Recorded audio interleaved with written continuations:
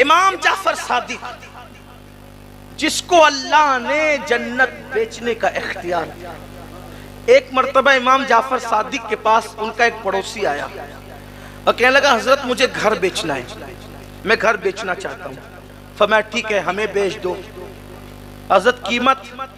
फरमाया कि यहाँ अगर तुम ये घर मुझे बेच दोगे तो इसके बदले में मैं तुम्हें जन्नत में घर दूंगा। ये मालिक जन्नत की औलाद के लहजे हैं, हम तुम्हें जन्नत में घर दे देंगे। कहा हजरत, लेकिन उस दौर के लोग भी कितने सच्चे सुच्चे थे, अकीदे के अच्छे थे। उन्होंने कहा हजरत दस्तावेज तो तैयार करनी होगी ना, तो आप हमें लिख के दे दें, घर आपका हम लिख के देते, जन्नत हमारी आप लिख के दें। इमाम जाफर सादिक ने लिख दिया, हमने इससे घर लिया, उसके बदले में जन्नत दी। और हज के अय्याम आए, इमाम जाफर सादिक चले गए हज के लिए। कहाँ गए? हज के लिए।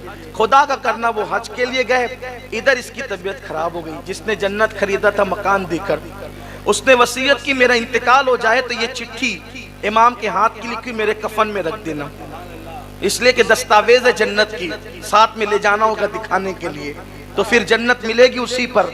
अब हुआ इंतकाल, घर वालों ने रख दिया कफन में रख दिया। इमाम जाफर सादिक हज करके वापस आए। जब हज करके वापस आए तो उसके जो वारिस थे उनकी नीयत खराब हो गई, वो सब के सब चले आए इमाम के पास। कहने लगे, वाह साहब आपने तो हमारा घर ले लिया, हमारे घर पे कब्जा कर लिया। इमाम ने फरमाया, हमने कब्जा नहीं किया, हमने खरीदा है उसूल के मुताबिक। कहा कितने में खरीदा? कहा पूछो। कहा उसका तो इंतकाल हो गया, हम उसके वारिस है। कहा देखो, हमने उसको जन्नत में महल दिया था और यहाँ का घर खरीदा था। तो कहा वो दस्तावेज लिख कर दी थी। कहा लो साहब, ये भी कोई सौदे होते हैं? जन्नत में महल दे दिया और यहाँ का घर ले लिया, आपने ले लिया हमारा घर। फरमाया इमाम जाफर सादिक ने, सौदा तुमसे नहीं किया था, सौदा जिससे किया था अब जाकर उससे पूछो कि मैं सौदे में सच्चा हूं कि नहीं। कहा लो साहब, ये भी कोई बात हुई? वो तो मर के कब्र में चला गया, हम उससे क्या पूछने जाए। फरमाया जाओ तो सही, जाओ तो सही। अल्लाह अकबर सीरत निगार लिखते, जब वो पहुंचे उसकी कब्र पर तो जो चिट्ठी उन्होंने अपने हाथ से उसके कफन में रखी थी, वो चिट्ठी उस कब्र पर पड़ी हुई थी। एक तरफ इमाम जाफर सादिक की तहरीर थी और दूसरी तरफ उसकी तहरीर थी कि इमाम ने जो वादा किया था उस वादे के मुताबिक मुझे जन्नत में महल मिल चुका है। ये इमाम जाफर सादिक है, अहले बैत के छठे इमाम। अब उनके पास कोई मसला पूछने आया, कहने लगा कि हजरत ये बताएं कि तलवार में जो चांदी की मूठ लगाई जाती है वो जायज है कि नाजायज? क्या है, जायज है कि नाजायज? अब अगर मुझसे कोई पूछे कि चाइनीज खाना जायज है कि नाजायज, तो मैं कहूंगा जायज है। तो कहेंगे उसकी दलील क्या है? तो मैं कहूंगा कि वो जो फला खान साहब फिल्म दुनिया में काम करते ना, वो भी चाइनीज खाते हैं। कहा वाह जी वाह, बड़ी दलील लाई आपने, आप भी गैर मोतेबर हो गए गैर मोतेबर का हवाला देकर। सही यही ना भाई, जायज बताना है तो उसका हवाला दो, दामन निचोड़ दे तो फरिश्ते वुजू करे, हैं? यही तो है, यही तो है। कहा कि भाई ये डिश खाना जायज है कि ना जायज? वो फला खान साहब का हवाला दिया नाचने वाले का, तो मैं गैर मोतेबर हो गया।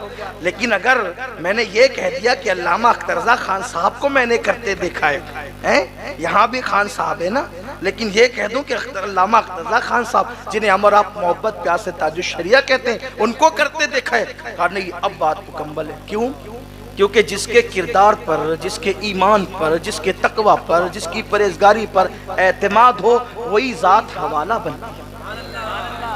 और जिसके तकवा पे, परहेजगारी पर एतमाद ही न हो, जो आदमी खुद डाउटफुल हो, वो क्या हवाला बनेगी? उसका हवाला देने वाला खुद जो गैर मोतेबर हो जाएगा।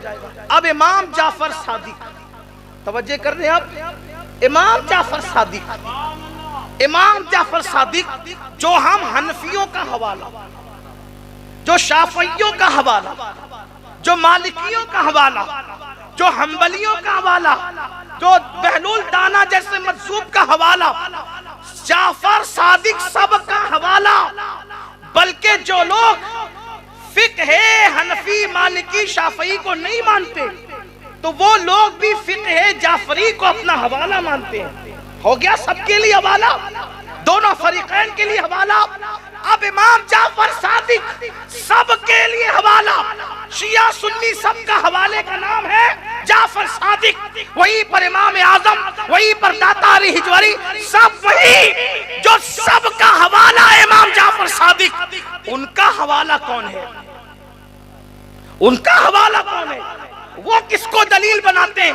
वो किसको दलील मानते हैं? आने वाला पूछता है चांदी की मूठ तलवार में